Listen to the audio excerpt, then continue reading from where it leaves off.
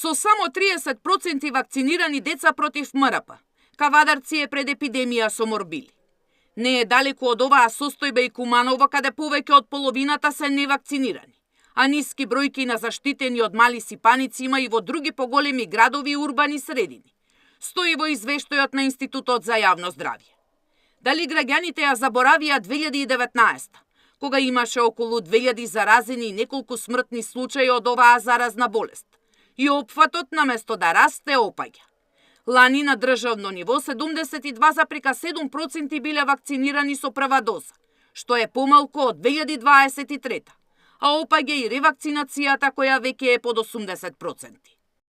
Имаме неколку скопски општини, најурбаните Цендар, Карпош и Аеродром, каде што опфатот со оваа вакцина навистина не е многу низок, под 60-70%, она што е битно да се знае, и тоа не доведува во висок ризик од појава повторна на епидемија со морбили.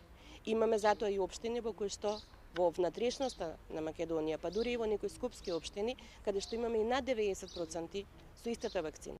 За сега Кочани е единствениот град каде има опфат со вакцинација против МРП на 95%. Од Комитетот за имунизација вела дека и дезинформациите и влијанието на социјалните мрежи ги доведува родителите во заблуда.